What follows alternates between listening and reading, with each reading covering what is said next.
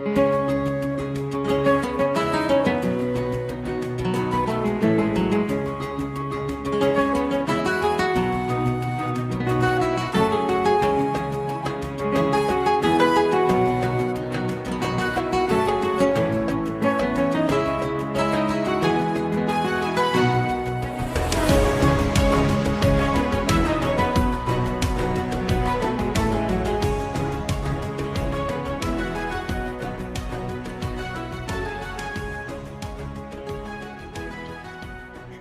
hello and welcome to today's episode of A Slice of Medieval.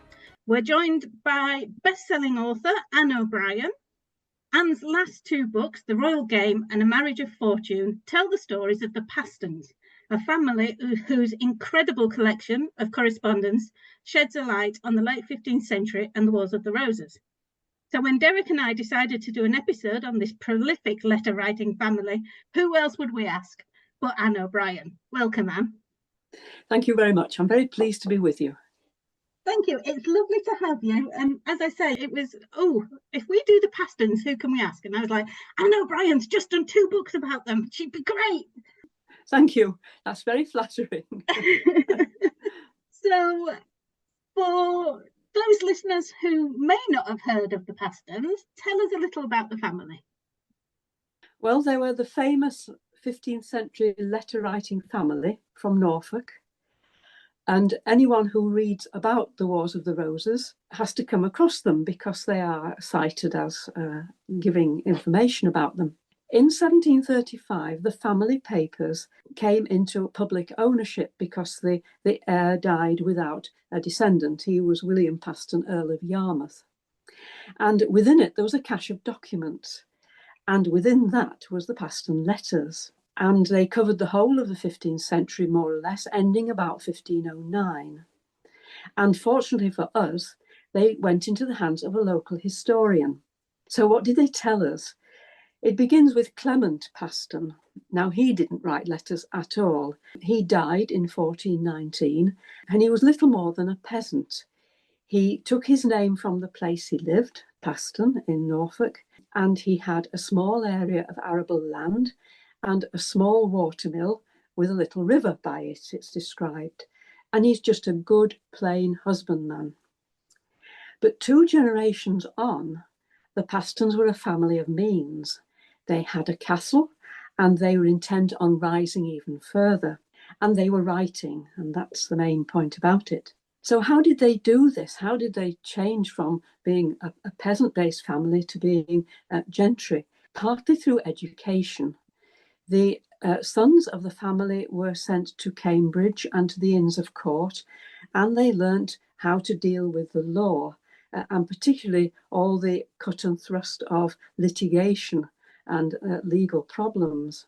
But I think far more important than that was the marriages they made. And the Paston women, those who married into the family, were far better born than their Paston menfolk. Both Margaret Mortby and Agnes Berry were girls from gentry families, and they were the heiresses. So when they wed into the Paston family, they brought land, they brought good dowries, and they brought connections with other gentry families. And so, of course, the Paston men made the most of these connections. So by the end of the century, the Pastons had earned their place at court. John Paston eventually was made a knight through his work for Henry VII. He fought for him at the Battle of Stoke. And as I said, they owned a castle. And it's all there in the letters. It's amazing. They're vibrant. They are very confrontational. They're exuberant. You can't do better than that. The sad thing is we have no idea what they look like. There are no portraits, even no physical descriptions from anybody. It's just their voices that are so loud and clear. The one problem for a novelist is so many of them are called John. Margaret's husband, John, and their 2 sons, the 2 eldest sons, were both called John. And history calls them simply John 1, John 2, and John 3. But a novelist can't do that. A novelist has to be a bit more imaginative, which I tried to be. But those are the Pastons, and they're the ones who wrote the letters. I think we'd all agree that to have such a cache of letters it's so revealing of a group, a family who they're not nobles. And normally you hear about the marriages of the nobles and you understand that that's important, but you don't hear about the marriages of the classes below, which are relatively equally important to their status. Yes, that's right. It's this middling sort of group of people, and we just don't know for the most part. And if these Paston letters had gone the way of most correspondence, we wouldn't know anything about them either. So how fortunate we were that Yes. a historian got his hands on them and saw their value. Yes, absolutely. Somebody didn't just put them on the fire. Yes, yeah. What's your view about, and this isn't a question we put in, but just it occurred to me, do you think there were lots and lots of these sorts of family letters in existence and most just haven't survived, or were the Pastons unusual, do you think? I think we've got to think that other families wrote in a similar way, and they just have disappeared over the length of time. Surely more families. You see, the interesting thing about the main letter writers were women. And they didn't write their own letters for the most part. They dictated them to the family priest or one of the family clerks, and they jotted it all down. And the women signed it at the end, usually themselves. But it's quite clear that they were, if you like, semi-literate. Perhaps they read better than they wrote. They were so keen on putting their thoughts down and their wishes down on paper. And there must have been other families in a similar situation. Mm. So perhaps there are more families out there. See, we know people read and wrote like Christine de Pizan and Margaret Kemp and the other famous ones, Julian of Norwich. Perhaps we misinterpret it because of the gaps we have. Yes. And there'd be more Pastons out there. And do you think, I mean, you've said that it's mainly the women that do the letter writing. Do you think that's likely to be a consistent thread throughout, or is it just that family? It's difficult. I think it might just be Margaret Paston. There were 421 letters in the cache, and 107 of them were written by Margaret. A number of other women connections wrote, and their letters are there too. And the rest were, of course, written by her husband and her two elder sons, the two Johns. But for this one woman to write so many, and perhaps it is a comment on her character and her place in the family. She was the matriarch, the keystone. And my goodness, you get that impression from her letters. We may not know her, but we can recognise her voice. Yes, I mean, I think even, dare I say it, today, when letter writing has almost sort of disappeared from common usage, you still have people whose natural inclination is to reach out and talk to other people in some way, shape or form, whereas others don't. So I guess it is a character trait of sorts. Well, you also have that thing in families, don't you, where, I mean, we had it when we were students. I've got a brother and sister, and all three of us had to report home on a Sunday. I like it. Sunday was just phone and make sure that you know you're all right. And I even had to do that when I was in France and that. So it is that matriarchal thing of everybody has to report in. Yes, I know my mother was in touch with almost everybody globally in the family, literally globally. But her sons, sadly, have not been quite as good at maintaining that. I think the thing is, we let mum do it, and then when it comes to our turn, it's like, actually, we don't know what we're supposed to be doing because mum had all the numbers. Yes, that's right. Yes, I think the other thing that was interesting was how intimate Margaret was prepared to be in what she dictated. Not just intimate in family relationships, but in the problems with their estates and inheritance and the whole thing. And she wrote the whole works of it, and the priest wrote it down. Today, I think we'd be very careful about what we put on paper and what we told other people. But fortunately, she was very determined to get her point across. And so we've got them. I've got to ask, actually, the book you wrote on Cecily Neville, the titles escape me at the minute. But you had Cecily and her sisters writing to each other. Did you have the Paston letters in mind when you did that? Because I thought that was so well done. No, I didn't actually. It was a book that I started writing in a normal way, looking at it first person in the past. And then I must have written about 100 pages or so. And I had to leave it because I had to copy edit for the previous book and, all the sorts of things for my editors. And by the time I got back to it, I thought, oh, goodness, this is really same old, if you like. And with Cecily's voice and with her sisters, can I not do something different? And the only thing that came to mind was, well, make them write to each other. And it grew. And so that in the end, everybody was writing to everybody else. And I realised it needed some set pieces of emotional interest every now and then, especially with high politics, which I put in as separate sections. But it just seemed to work so much better and to be far more interesting. And I know that everybody liked it because they couldn't get into the story. But for me at that time, I thought it was the way to go. Yeah, I loved it. I absolutely loved it. I couldn't wait for the next letter. I wasn't bothered about the story. I wanted these letters between the sisters and Anne telling Cecily off, and the exchanges of recipes for facial cream and things like that. Yes, yeah. And her sharp letters to Edward IV, to her son. And I couldn't get enough of them. But also, I think the grief could come over as well when she was trying to patch up quarrels. And yes, it seemed to fit. But no, I wasn't thinking about the Pastons. I don't know when I decided to write them. It must have been quite shortly after. But I think it was because they were so uppermost in so many comments about the Wars of the Roses. And I managed to get a copy of all the letters together. And so I thought, right, here we go. Let's see what we can do. And they were just as enjoyable. Yeah. Have you got a favourite Paston? Two of them. Margaret, of course, has to be there. And it's the women, of course. She kept a tight hold on everybody. Her husband, her sons, her family, the priest, who she fell out with in the end. And she was a true multitasker in modern jargon. She could manage so many things at one and the same time, and had to, because often she was left to deal with affairs when her husband and sons were in London. So were the letters of a sort of female nature, just about family affairs and children? Well, no, they weren't. They were far more complex. She covered everything. Bitter domestic quarrels, of course.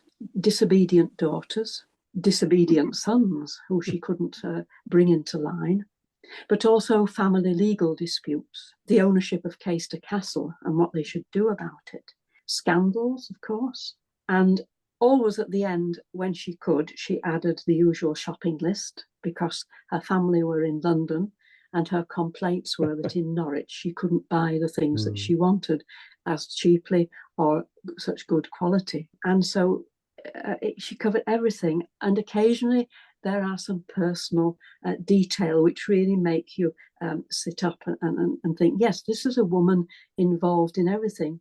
When she was pregnant, she wrote to her husband, John, that she needed a new girdle. And in it she said, I have grown so elegant, notice, she's full of irony, is Margaret, that I cannot fit into any of the waistbands or girdles that I have, all except one. Please send me a new one. Well, John didn't, or as far as we know. And so she writes again, I do not have a girdle, will you?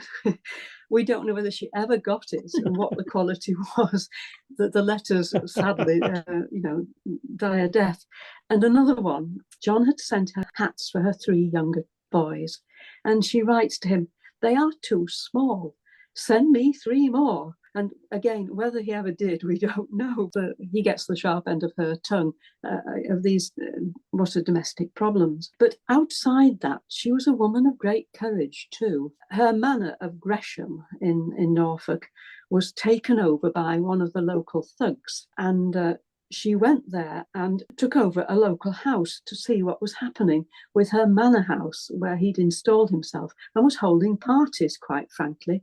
And she decided to keep an eye on him. She refused to leave. The local guy with his forces came and surrounded at the house where she was with just a few of the Paston menfolk. They were armed, mind you, but not terribly well. And in the end, they demolished the house round her ears, and she would not leave. And in the end, they carried her out on the chair she was sitting on, she complaining bitterly, and placed her in the garden, more or less, while they demolished the rest of the house. In the end, she had to flee for her freedom, perhaps for her life. But it shows the calibre of this woman, how courageous she was, how resilient. And they got the estate back in the end, but in a very bad way. But that's Margaret, and so you have to admire her.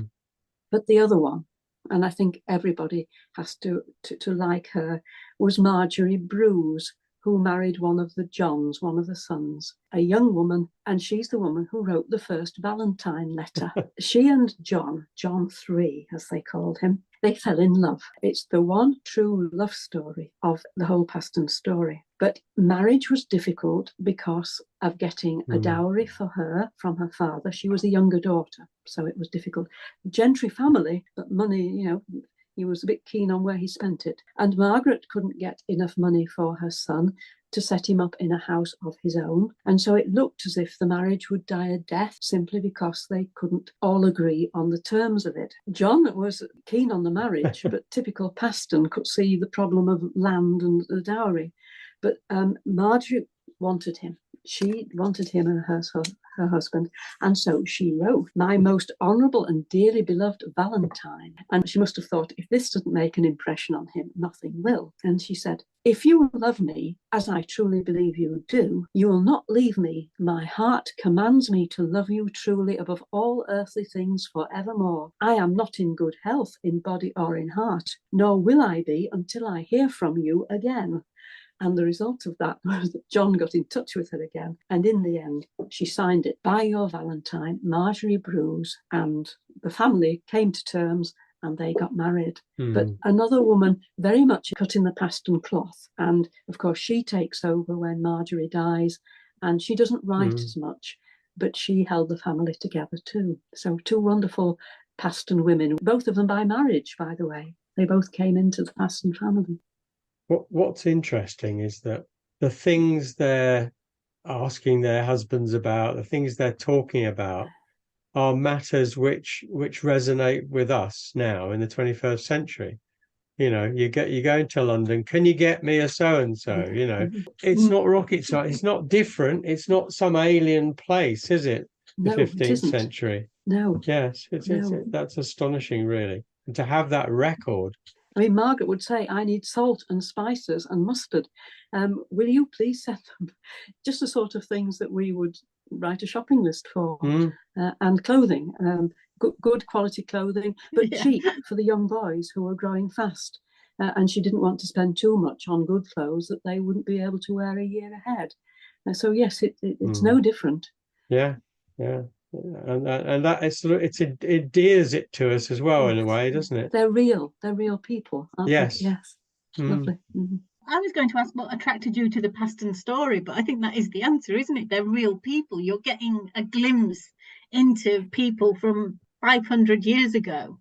Yes, and the whole story, it's full of relationships and negotiations and buying and selling, and keeping on the good side of people who matter, and being anxious when they're on the bad side of people who can be their enemies, if you like. And in the Wars of the Roses, of course, it was very difficult for them. They kept their heads down for the most part, because that was of benefit to them as a family. They were lucky in that the battles missed their lands. They were elsewhere in England, so they weren't fought over and destroyed in that sense. But the problem was that various members of the magnate class had their eye on Paston territory.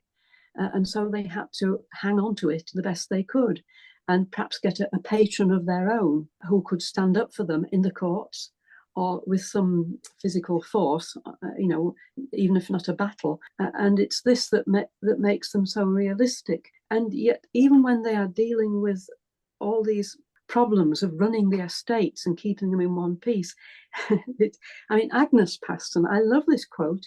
It's very short, but it shows exactly what she was like.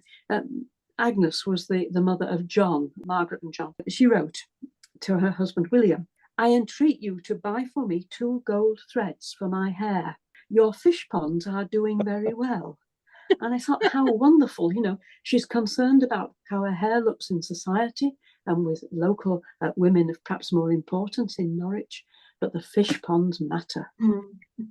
One of the things we've talked about a lot on this podcast, no matter which bit of the Middle Ages we've been talking about, is family and the importance of family.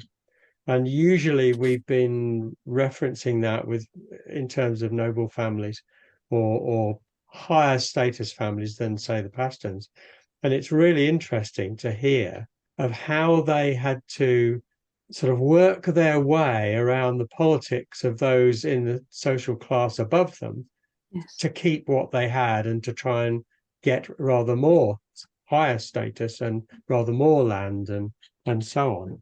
It's the same no matter what part of society you're in, really, isn't it? It is, yes, that's right. The problem of Caister Castle was that the Earl of Norfolk had his eye on that and presumed that the Pastons would not be powerful enough to stop him. And of course, the situation with the ruling family at the time is that they were not prepared to take on the Duke of Norfolk either, because, well, Henry VI was not the strongest of character anyway, and Edward IV had his own problems with his brother of Clarence and with Warwick and so on. And so the support of the Duke of Norfolk to him was of vital importance. So when the Pastons contacted King Edward, and said, look, we're in trouble here. We need your support to make sure the castle stays in our hands. Edward was not prepared to do that. And that's the reason why the Duke of Norfolk besieged Caister Castle and took it over from the Pastons. And it drove the Pastons into finding a patron.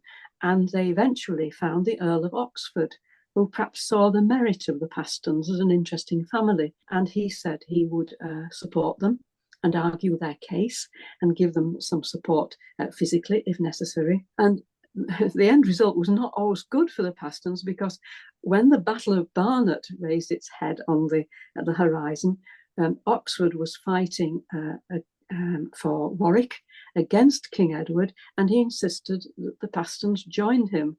And so the 2 Paston boys, John II and John III, had to go and fight the war.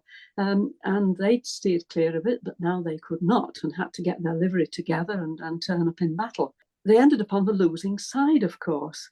And for a time, it looked as if they would be accused of treason. The Earl of Oxford fled for his life to the continent, as anybody of any sense would. And the Pastons had to argue that they weren't really treasonable through the courts.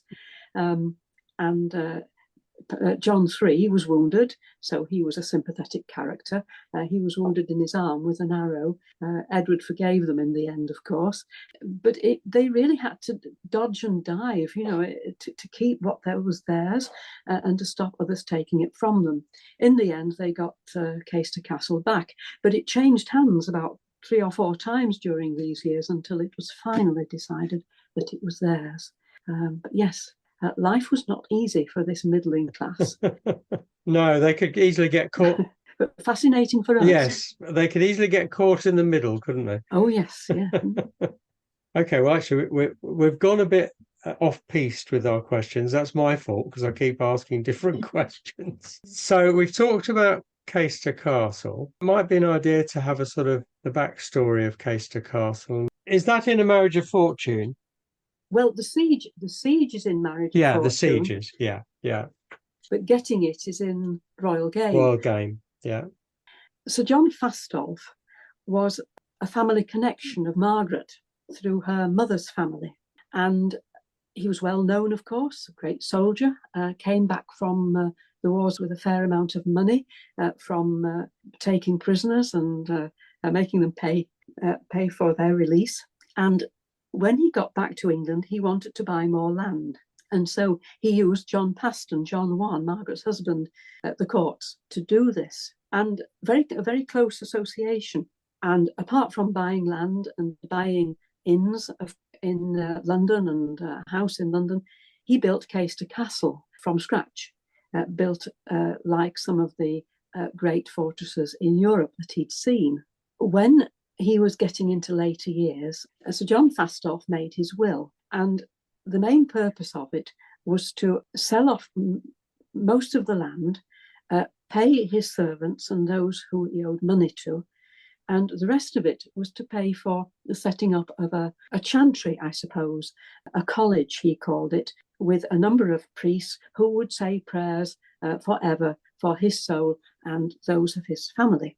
So that was okay. And there were 10 people named who would ensure that this will was carried out. And John Paston was one of them. Now, on his deathbed, when he was alone at Caister Castle with the Paston family with him, it is said that Sir John Fastolf changed his will and he made John Paston the sole recipient of all the land, and he was the only one named to ensure that the will was carried out, and all the previous ones were promptly demoted. Well, you can imagine the comments from all those who had suddenly lost all their part in Fastolf's will. It was called the War of Fastolf's Will, as you can imagine. Who had been there when the will was changed on Fastolf's deathbed? The only one was John Paston and the family priest. John Paston argued that, yes, it was all genuine.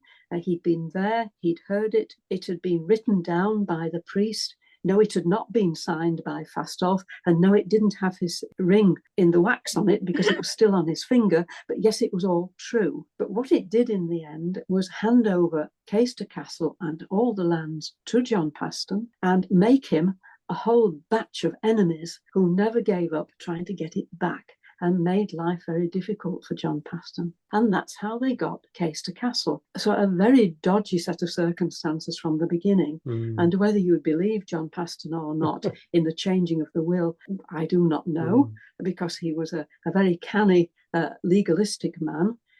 But that's how they got it. And of course, intent on keeping it because it gave them prestige and standing. But the Duke of Norfolk had other ideas. So that's how they got the land.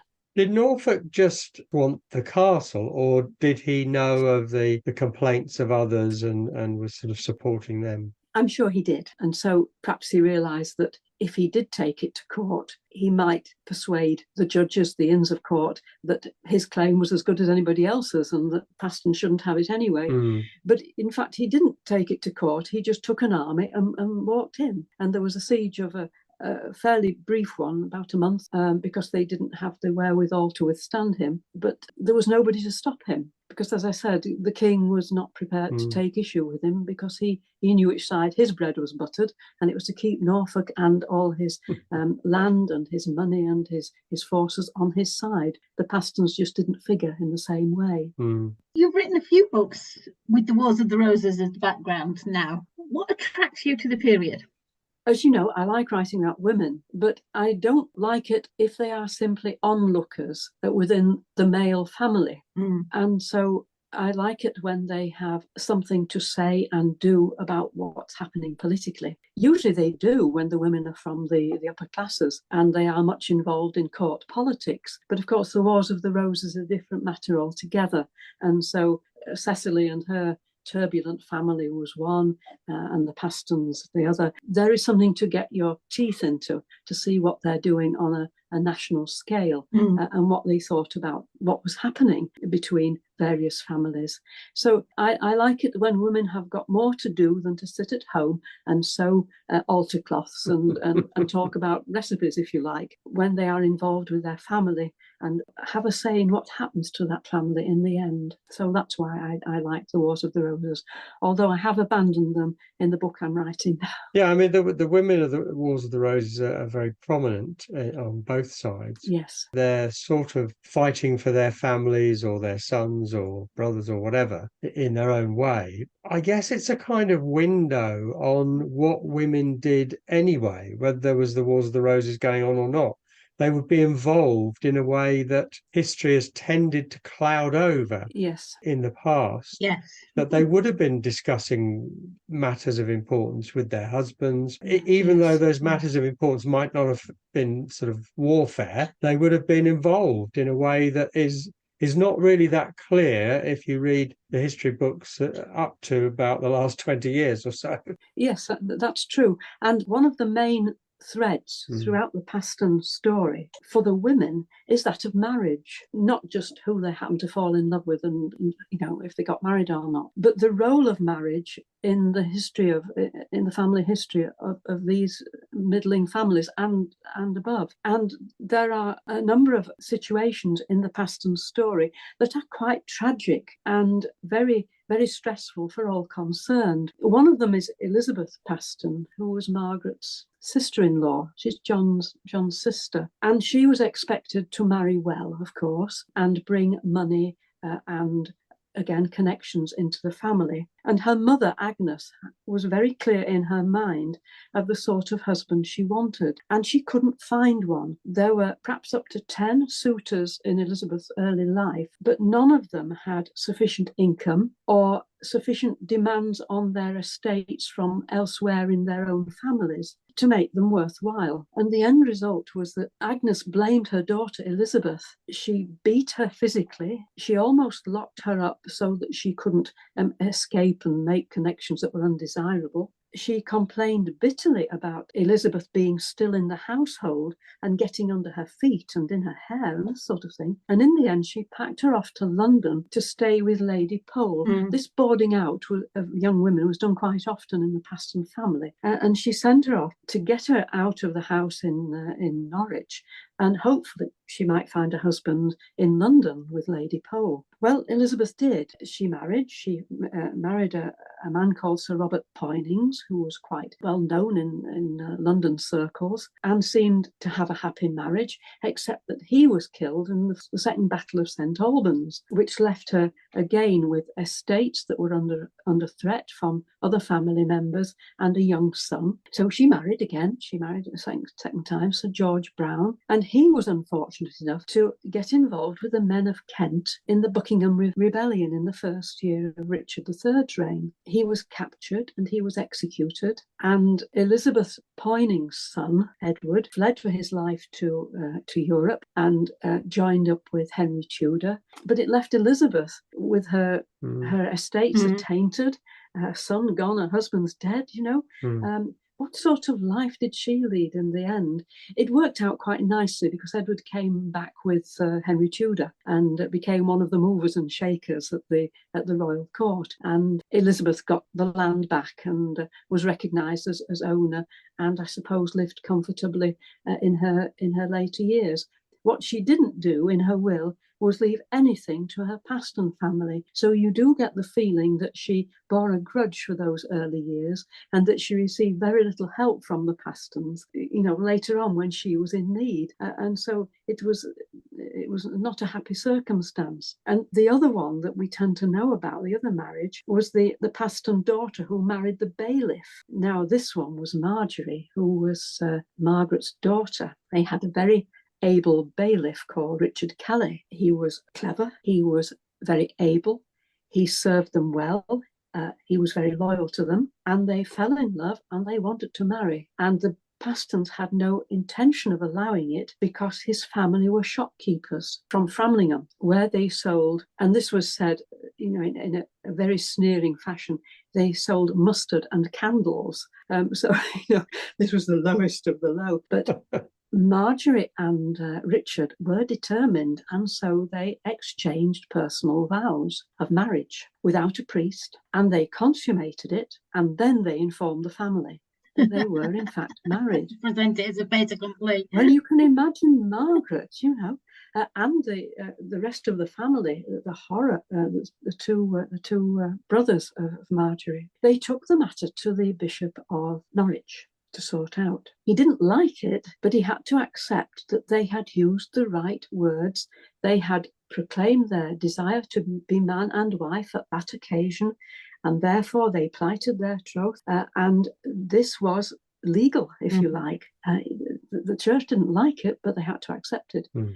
And he said, yes, the Pastons would have to accept it, but the young couple would have to be married again, this time with a priest properly, and have banns called and this sort of thing. Okay, things seemed to go well. But the Pastons banished poor Marjorie from the house, and they were not forgiving at all. The bishop had to find her a household that would take her in Norwich until the proper marriage could take place, which it did eventually. And they set up house, we think, in Norwich, and the young couple, Richard and Marjorie, had 3 sons. And she died very young. She died when she was 28. We're not sure why, which is very sad. But what the letters do not tell us, and this is one of these awful gaps, whether there was any reconciliation ever between Marjorie and her mother.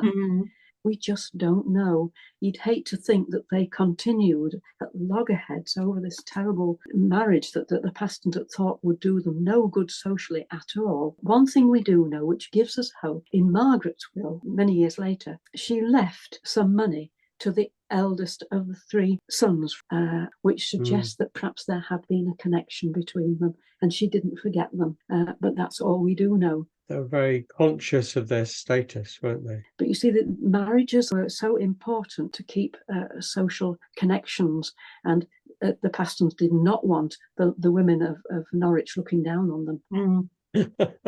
So that when the younger Paston daughter, called Anne, when she seemed to be casting an eye over another Paston servant, they immediately set up a marriage with a son who was gentry by now, from the Yelverton family. The Yelvertons and the Pastons were not great friends, but they set up the marriage. And the Yelverton son said, no, he didn't want to marry her, but if the money was good enough, then he supposed he would have to. And we presume that Anne had an unhappy marriage because he didn't want her. They had a son who died before he was a year old, and we have no evidence that there were any others in that marriage. So perhaps she was the pawn in the game, that she was married off well because of the problems with the other marriages, and they were determined that she would keep the family end up, if you like. Very sad. You've talked about gaps a number of times because inevitably in so many letters over such a period, there are going to be gaps in what we know or what we can glean.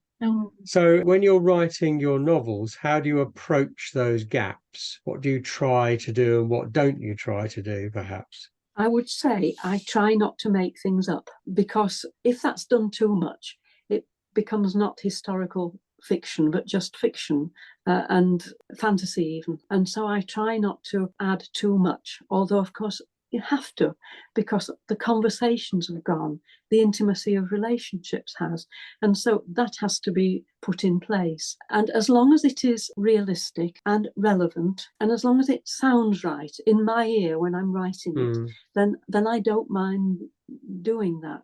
But I am reluctant to change events round just for the sake of it, being dramatic, if you like. And I am reluctant to make too many changes in people's lives. But after saying that, because of the gaps, there are things that really need to be done and sometimes lend themselves to being really dramatic. And one of them particularly, John Paston wrote to his mother. It's a lovely little thing. He wrote to his mother Margaret and said, I understand that my lady of Norfolk will be right glad to have you about her at her labour. I think that your being there with her would do good for my brother's matters. Now, it's a very enigmatic little statement, but the situation was this. The Duke of Norfolk had died unexpectedly, and his wife, the Duchess, was newly widowed and pregnant. They had one daughter only, and of course she would be hoping desperately for a son. John, this is John III, the younger of the 2 Johns. He had once worked in the household of the Norfolks and so knew them quite well. This is before they fell out over Case Castle. He knew them quite well, and so he thought it would be an excellent idea if his mother went along to Framlingham, the castle there where they were staying, and be of use to the Duchess and perhaps talk to her about the problem of Caister Castle. Isn't this a typical male comment? There's the poor Duchess, worried, widowed, anxious about an upcoming pregnancy, and he thinks his mother should go along and say, now what about Caister Castle? How about coming to agreement on this? And it's a wonderful, and I thought, I've got to use this. We don't know whether Margaret ever went, and we don't know whether they had a discussion about Caister Castle, but I thought it was too good to be true, because what we do know is the baby was born, it was a little boy, and it died almost immediately. And so the heiress continued as a little girl, who was married, by the way, to the younger of the two princes in the Tower. That's right. Yeah. It's that marriage. Yeah. And so but we don't know whether Margaret was there to give advice. Margaret, of course, with her own family of 7 children, all who lived to adulthood, would know a lot about pregnancy and about labour and such. Whether she went up, we don't know. But in the months after the birth of the baby, the Duchess finally agreed through the courts, and she contacted the King, Edward, that Caister Castle should be returned to the Pastons, and that legal documents should be given, and that it should not be questioned again. Now, why she made that decision, we don't know, but it's a nice thought that perhaps she and Margaret did discuss it, and it seemed a reasonable suggestion. And I enjoyed writing the scene between the two women, a bit sharp, a bit compassionate, and in the end, an agreement. And the tragedy of the baby, of course. Couldn't resist. I know what you mean. There are some things which you get a nugget of information and you think, well, it's not out of place. It's not out of character. It doesn't somehow drag the story or the history in an odd direction. So no, it's justifiable to use it. Yes. I mean, the other one that is full of gaps is the elder John brother and his relationship with a young woman called Anne Hote. And they had another of these marriages where they took vows, per verba de praesenti, and without a priest or banns or anything. And the marriage for him would have been exceptional in that she was first cousin to the Queen, to Elizabeth Woodville. And they seemed to be very much enamoured of each other. He was a very flamboyant character and into tournaments and fine clothing and this sort of thing. And she was an ambitious young woman. And they took the vows, and then suddenly everything cooled, and John was not prepared to go ahead with it and make it public, if you like. Everybody knew that it had happened, and the family did. And in the end, Anne Hote became so anxious about this. I suppose she thought, I'll never marry, I'll never have a family, I'll never be recognised as a married woman. And so she demanded an annulment. And John was very reluctant to do it because it would cost him too much money. I mean, typical Pastons, you see. And he said, it'll cost me 1,000 ducats. I may get away with 200, but even that's too much, you know. But she must have continued to press him, because in the end, after 9 long years, she got her annulment. And yet not long after, John died of the plague when he was in London. And we don't see them together at all in those final years when they got the annulment and when he died. And I thought, for a novel, I can't just leave this as a blank page. Did she know that he died? Did she go to his funeral in London? Did she go and weep over his tomb of things that might have been? And I decided there may be some element of emotion there, because it's a novel and emotions are important in novels. Yes, yeah. And so I added a little to the end. What happened to poor Anne Hote? We have no idea. Did she get married? Did she have children? She vanishes from history, sadly, even though she was cousin to the Queen. What it does show is how powerful those vows were, that you couldn't sort of just forget about it and say, oh, well, we won't bother then. It counted, it mattered. Yes. And legally it mattered as well, that she couldn't marry. No. Well, yes, wasn't that the problem with Edward the Fourth and his first supposed marriage? Yeah. That the vows had been there. Yes. And it counts as adultery if you then marry again without getting rid of the first vows. Yeah, so the Pastons suffered too. Right. So you said earlier, or alluded to, about that your new project isn't in the Wars of the Roses. No. So where are you? Well, I've hopped across country from Norfolk back to the Welsh Marches, and I've moved from 15th century to the early 1300s. And because I live in Mortimer country and live near Wigmore and Ludlow, castles such as that, I'm writing a Mortimer story. And it is based on, of course, Roger Mortimer, the first Earl of March, notorious for taking the crown. Well, he wasn't king, but taking the power for Edward II. And, of course, the fairly flamboyant affair with the Queen, Isabella. And I decided to write it, as I would, from the point of view of Roger's wife, Joan de Joinville. Oh, excellent. A very important heiress in her own right. And what she would feel about the whole situation and how she would react to what happened. It was a very successful marriage to begin with. They travelled together into Wales, to Ireland, where lots of estates were, and back again. 12 children, all who lived to adulthood. There seems to have been a good connection between them. When Roger went into exile because of he raised arms against Edward, of course. Joan was imprisoned for 3 years, approximately. Their children were locked up too. She was mostly in Skipton Castle, a little time down in Hampshire. And then when she was released and Roger came back and all the children were released too, all would seem set for a happy reunion. She learned that, of course, he was in a relationship with the Queen, and the humiliation of it for her, it must have been the ignominy of it. And how did she cope with that for the rest of Roger's life and for what was demanded of her? Like the marriage celebration that was held at Ludlow Castle, where the Queen was invited too, and Joan had absolutely no intention of giving up her rooms or her position as chatelaine of the castle to a woman she considered engaged in adultery with her husband. And so, it's got some great scenes and some thoughts in it, great emotions.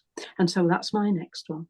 At the moment, it's gone to copy editing, so it will be out next February. Oh, brilliant. I look forward to that. Joan often gets overlooked because it's Roger and Isabella's story. Yes. It's going to be nice to see her the centre stage. Yes, she deserves it, her role in it, and not always a happy one, but she must have been a woman of great resilience, I think. How about in terms of research? Is there much about her that you were able to find in her own right?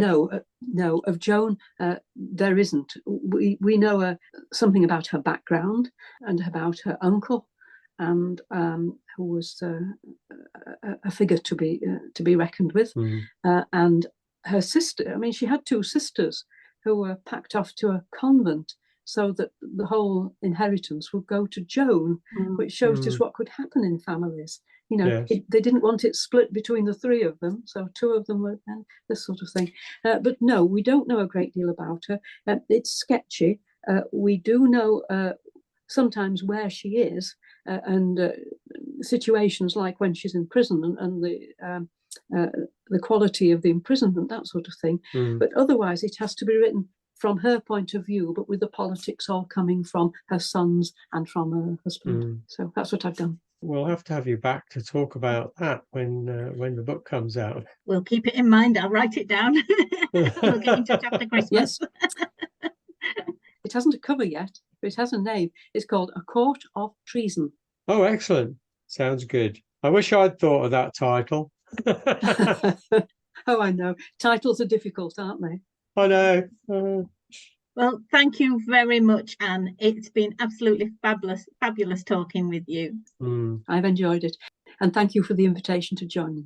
Thank you so much. It's been brilliant and such a fascinating family. It's nice to have such an insight into them. My pleasure. It's lovely chatting with people about their own research, especially when you do so much research. It's nice to be able to explain the research behind the books for people to understand how much goes into it. Yes. In fact, the Pastons, in a sense, were the easy ones because it's all there, written by them. Yeah. And so, yes, you have to search out what other people are doing, but their words and their involvement is, you haven't to look far for it. Yes. Thanks so much, Anne O'Brien. And The titles of the books were The Royal Game and A Marriage of Fortune. Sounds great. I've enjoyed being with you. Thank you very much. All right, well, that was a fabulous conversation. Thank you very much to Anna O'Brien. Do join us next time when Derek and I will be looking into the White Ship disaster. I've been Sharon Bennett Connolly.